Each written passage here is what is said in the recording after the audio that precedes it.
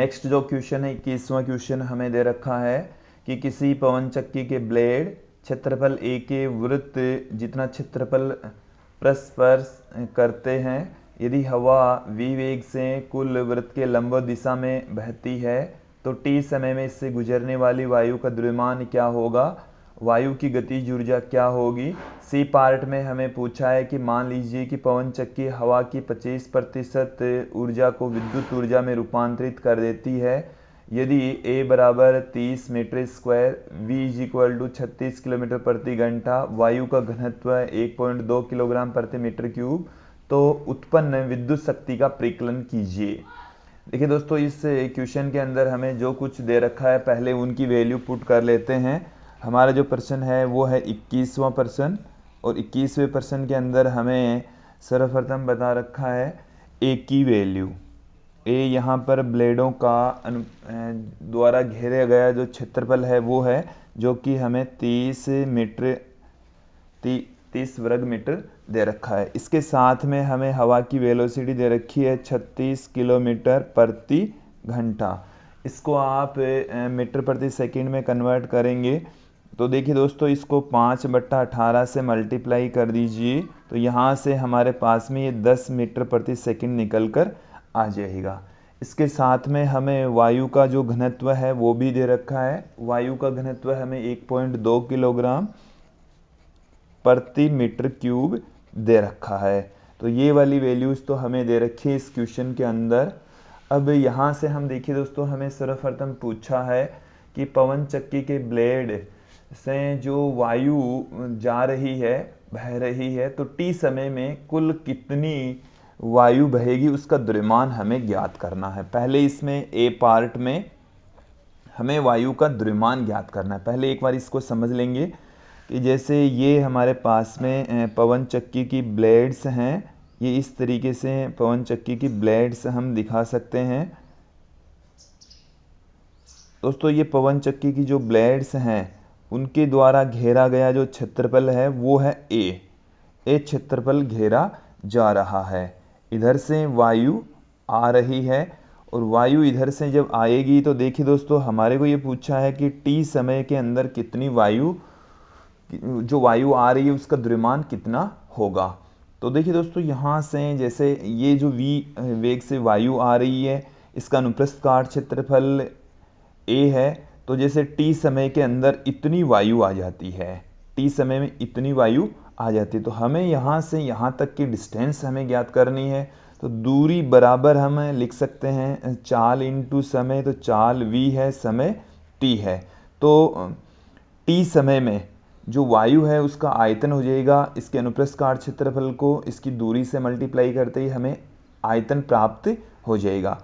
हमें t समय में जो द्रव्यमान, वायु का जो द्रव्यमान है वो कितना होगा, द्रव्यमान बराबर हम पुट कर सकते हैं, द्रव्यमान बराबर दोस्तों लिखा जा सकता है आयतन इंटू घनत्व है। आयतन इंटू घनत्व से पुट किया जा सकता है। अब यहाँ पर आप देख लेंगे कि द्रव्यमान को यदि हम स्मॉल m से, तो आयतन को हम v से लिख दें और घनत्व को ρ से। जो आयतन है उसको हम अनुप्रस्थ काट क्षेत्रफल इंटू दूरी, और दूरी हमारे पास में v इंटू टी के इक्वल है, तो A V T into rho, ये हमारे पास में आ जाएगा कि टी समय में जो द्रव्यमान है, वायु का कितना द्रव्यमान पारगमित होगा इनसे। तो यदि आप इनकी वैल्यू रखना चाहें तो रख भी सकते हैं। ए की वैल्यू हमें 30 दे रखी है, वी की वैल्यू 10 दे रखी है, टी हमें दे नहीं रखा, तो रो हमें दे रखा है। तो सबकी वैल्यू यदि पुट भी कर देंगे तो भी हमारे पास में इसमें एम, जो टी की टर्म्स में एम आएगा।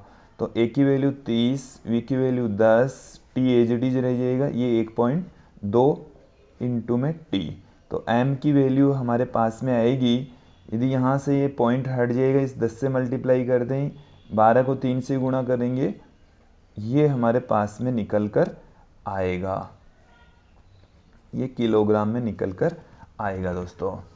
तो यहाँ से ये हमारे पास में इसका सॉल्यूशन आ चुका है। फिर बी पार्ट में हमें क्या पूछा है, देखिए बी पार्ट में हमें पूछा है कि वायु की गतिज ऊर्जा क्या होगी।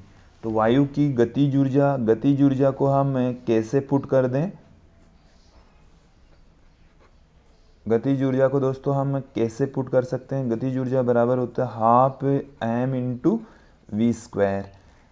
m हमारे पास में है ए वी टी रो, तो 1/2 ए वी टी रो, ये हमारे पास में m और इंटू में वी स्क्वायर। यदि इन सब की वैल्यू यदि आप पुट करना चाहें तो पुट कर सकते हैं 1/2 ए वी टी रो, इसकी वैल्यू हमने अभी देख ली है 360 टी, और v का मान हमारे पास में 10 दे ही रखा है, तो 10 इंटू 10 यहाँ से हमारे पास में निकल कर आ जाएगा।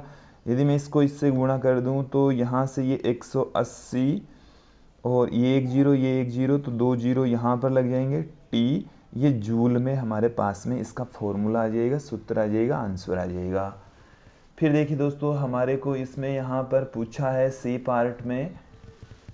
पार्ट में ये कहा गया है कि मान लीजिए कि पवन चक्की हवा की 25% ऊर्जा को विद्युत ऊर्जा में रूपांतरित करती है, तो हमें विद्युत शक्ति की वैल्यू फाइंड आउट करनी है कि जो कुल गतिज ऊर्जा है उसका 25% ऊर्जा विद्युत ऊर्जा में कन्वर्ट हो जाता है।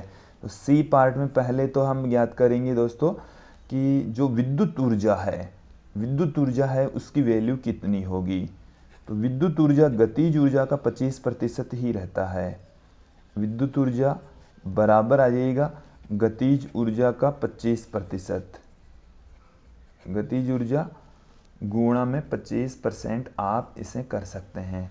गतिज ऊर्जा हमारे पास में आ गई है दोस्तों। गतिज ऊर्जा अभी हमने फाइंड आउट की है 18,000 टी, इंटू में यहाँ से आ जाएगा 25%, तो 25% को हम इस तरीके से पुट कर सकते हैं। 2 जीरो से यहाँ से 2 जीरो कैंसिल हो गए, तो 180 टी इंटू 25 ये हमारे पास में आ गई है विद्युत ऊर्जा।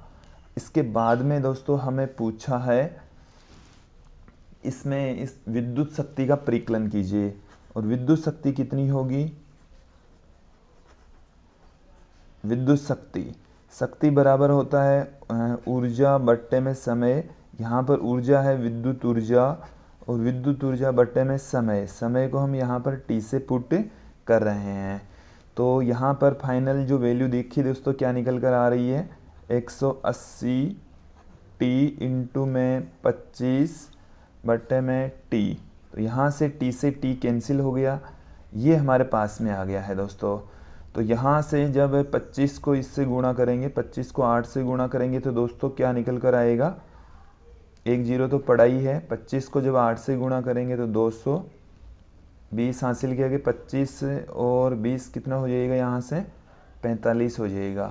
तो ये हमारे पास में इसका जो फाइनल आंसर है वो निकल कर आएगा 4500, और इसका मात्रक हो जाएगा वाट। तो दोस्तों जो विद्युत शक्ति होगी वो 4.5 गुणा 10⁻³ वाट, या इसे हम ऐसे भी पुट कर सकते हैं 4.5 किलो वाट।